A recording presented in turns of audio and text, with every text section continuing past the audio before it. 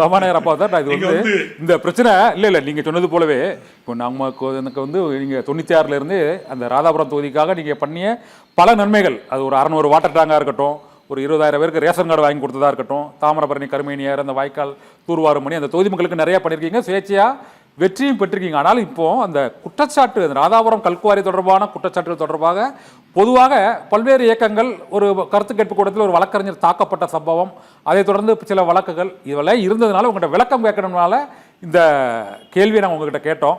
இதில் வந்து நீங்கள் பதில் எத்தனை வழக்கு இல்ல எத்தனை வழக்கம் கேட்டாலும் நான் சொல்லுவேன், அதுக்கு தயாரா இருக்கேன். சில பேரு ஒரு மிரட்டு, உங்க பத்திரிகையாளர்களே ஒரு மிரட்டுறது வாங்கத வாங்கி போயிட்டே இருக்குது. இதுக்காக எவ்வளவு பேர் பண்றாங்க, நீங்க அங்க வந்து பாருங்க. பெரும்பாலானவங்க, நான் எல்லாரையும் சொல்ல மாட்டேன், சில பேர் உண்மையிலேயே சில அமைப்புகள் வந்து கடுமையாட்டு இயற்கை வளங்களை பாதுகாக்கணுங்கிற ஒத்த நோக்கத்தோடு பண்றாங்க. இன்னும் சில பேரு இத ஒரு மிரட்டல் உருட்டல் பண்ணிட்டு வாங்கிட்டு கம்முன்னு போயிருந்தாங்க. பிறகு அடுத்த ஆளு அதே தொழிலுக்கு வராங்க. இதுதான் அங்க பெரும்பாலும் நடக்குது. இதுதான் உச்சகட்டமாட்டு. அது சபாநாயகர் தொகுதி அவ்வளவும் என்னமோ உலகம் பூரா அங்க இருந்தா போறது மாதிரி சொல்றேன். 3000 கல்கோரியில 50 கல்கோரி அங்க இருக்கு.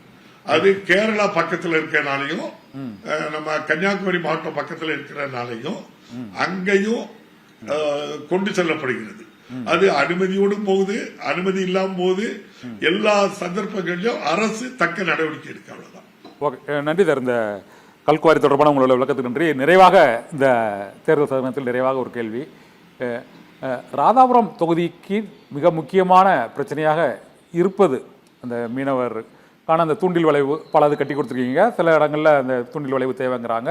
இது தவிர குடிநீர் பிரச்சனை இருக்குது. வேற நீங்கள் பார்த்த அளவில் இந்த 2026 தேர்தலிலும் அங்கு திமுக சார்பில் தாங்கள் போட்டியிடுகிறீர்களா அல்லது யாரும் போட்டியிடுகிறா என்று தெரியவில்லை. இருந்த போதிலும் அந்த தொகுதியில் இன்னும் நிறைவேறாத திட்டங்கள், கோரிக்கைகள், அந்த மக்களுக்கான திட்டங்கள் என்ன, அதை நிறைவேற்றுவதற்கு என்ன செய்யணும், அதை நிறைவாக சொல்லிக்கோங்க தான் முடிச்சுக்கலாம் சார். தாமிரபரணி ஆற்றுல கடல்ல கலக்கிற தண்ணிய ராதாபுரம் பகுதிக்கு, நாங்குநேரி, ராதாபுரம், திசைநூலை, சாத்தாங்குளம், உடங்குடி, திருச்செந்தூர் பகுதிக்கு கொண்டு வருவதற்கு 369 கோடியில கலைஞர் ஒரு திட்டம் போட்டு பாதி பண்ணி முடிச்சிருந்து 2011 ஆட்சி மாற்றம் ஏற்பட்டு 10 ஆண்டு காலம் கிடப்புல கிடந்து மீண்டும் இன்றைய முதல்வர் வந்து 1060 கோடி ரூபாய் செலவுல திட்டப்பணிகள் முழுமையடைந்து விவசாயிகள் பயனடைகின்றார்கள். இந்த 5-6 தாலுகாக்களில் உள்ள 50,000 ஏக்கர் நிலம் பாசன வசதி பெறுகிறது. விவசாயிகள் மகிழ்ச்சியான, அவ்வளவு மகிழ்ச்சியா இந்த அரசு மேல இருக்காங்க.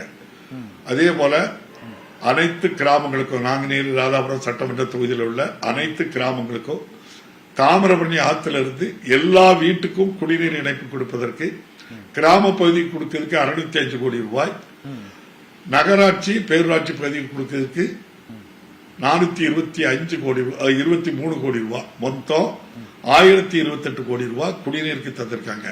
ராதாபுரம் நாங்குநேரி தொகுதியில விவசாயிகளும் மகிழ்ச்சியா இருக்காங்க. எல்லா தாய்மார்களுக்கும் வீட்டிலே கொண்டு குடிநீர் திட்டம் கிராம பகுதிக்கு கொண்டு சேர்த்தாச்சு. என்ன 60 நாள்ல அந்த பேரூராட்சி நகராட்சி பகுதிகளுக்கு போகும். மக்கள் மகிழ்ச்சியா இருக்காங்க. வள்ளியூர்ல ராதாபுரத்துக்கும் நாங்குநேரிக்கும் மத்தியில் இருக்கு வள்ளியூர், என் தொகுதியில இருக்கு. மாவட்ட தலைமை நீதிமன்றத்தை முதல்வர் தந்திருக்காங்க. பணகுடி, வள்ளியூர் பேரூராட்சிகள்ல ஏழை எளிய மக்களுக்கு அடுக்குமாடி குடியிருப்பு 20 லட்சம் ரூபாய் மதிப்பீட்டில் 1000 வீடு கட்டி கொடுக்கின்ற பணி முடிவடைஞ்சு அவங்களுக்கு தற்காலிக ஆணை வழங்கப்பட்டிருக்கின்றது. அவங்க கட்ட வேண்டிய பணம் கொடுத்த உடனே முழுமையாட்டு அது வழங்கப்படும். இப்படி திருநெல்வேலியில இயங்கி வந்த கூடுதல் மாவட்ட நீதிமன்றம் வள்ளியூர்ல நம்முடைய மாண்புக்கு முதல்வர் ஆரம்பிச்சு வச்சிருக்காங்க. என்ன தேவையோ அனைத்தும். அதுபோல கம்கோட்டு தேசவேளையில பண்ணி கொடுத்திருக்கு. கடற்கரை மீனவ கிராமங்களுக்கு கூட்டப்புள்ளியில 43 கோடி ரூபாய்க்கு தூண்டில் வளைவு வேலை முடிய போகுது.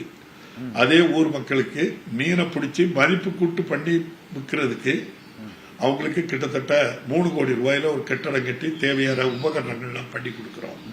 எல்லா கடற்கரைக்கும் அவங்க ஃபிஷ் லேண்டிங் இது பண்றதுக்கு 1 கோடி வரை எல்லா மீனவ கிராமங்களுக்கும் பண்ணியிருக்கு. தோமையார்புரம்ங்கிற கிராமத்துல தூண்டில் வளைவுக்காக போராட்டங்கள் பண்ணாங்க. நீங்க எல்லாம் உங்க ஊடகங்கள் எல்லாம் அதை காட்டினீங்க. அவங்களுக்கும் நிதி ஒதுக்கப்பட்டு அரசாணை வெளியிடப்பட்டு வர்ற 27ஆம் தேதி டெண்டர் வச்சிருக்கு. கூடுதலைக்கு அதே மாதிரி வச்சிருக்கு. பெருமணல் அதே மாதிரி வேலை ஆரம்பிச்சிருக்கு. கடற்கரை கிராமங்களுக்கு பட்டா இல்லாதவங்க அவ்வளவு பேருக்கு பட்டா கொடுத்திருக்கு. அந்த கடற்கரை மீனவ மக்கள் முழுமையா மகிழ்ச்சியா இருக்கிறாங்க.